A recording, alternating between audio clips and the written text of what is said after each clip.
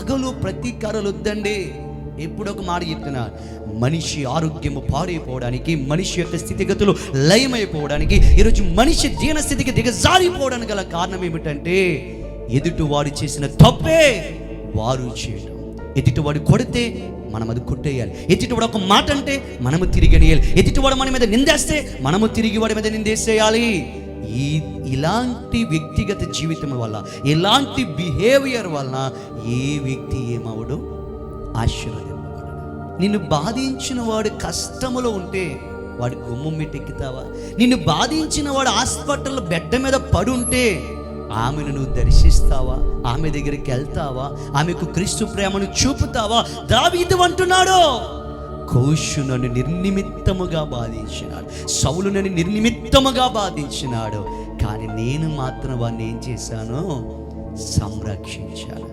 అందుకే దావీదు యొక్క వంశాన్ని ఈ 2025వ సంవత్సరంలో కూడా నా దేవుడు సంరక్షిస్తున్నాడు.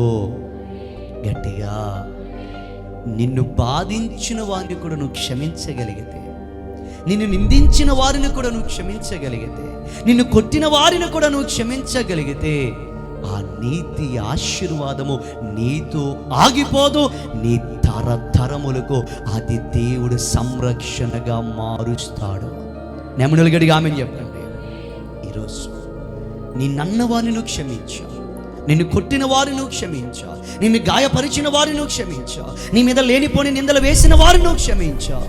నీ చుట్టూ ఉన్నవారు నిన్ను చేతకాని వాడిగా చూస్తూ ఉండవచ్చు, నీ చుట్టూ ఉన్నవారి చేతులకి గాజులు తొడుక్కున్న వారుగా నిన్ను చూడవచ్చు, కానీ నా యేసయ్య నిన్ను ఎలా చూస్తున్నాడు తెలుసా?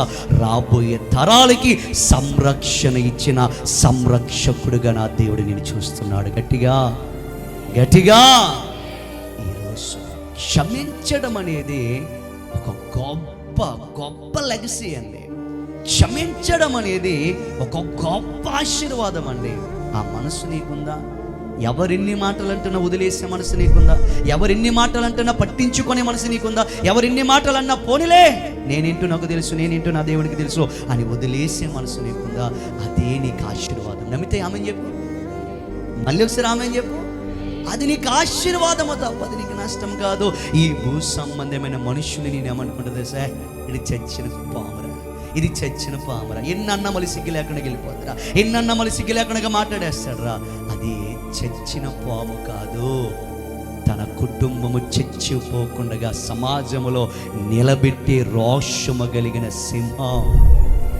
సింహం. ఈరోజు గుర్తుపెట్టుకో, ఎవడైనా నువ్వు ఎన్ని మాటలు అనేస్తున్నావు, ఎన్ని మాటలు వారి మీద లేనిపోని మాటలు దొర్లిస్తూ ఉన్నా, వారు నీతో నవ్వుతూ మాట్లాడుతున్నారా? వారు నీతో చక్కగా మాట్లాడుతున్నారా? వారు నీతో కలిసి ట్రావెల్ చేస్తున్నారా? అయితే గుర్తుపెట్టుకో, వాళ్ళు చాలా ధన్యులు, వాళ్ళు చాలా ఆశీర్వాదవంతులు. అలాంటి వారిని చూసి మనం చాలా ఏం చేయాలా? నేర్చుకోవాలి.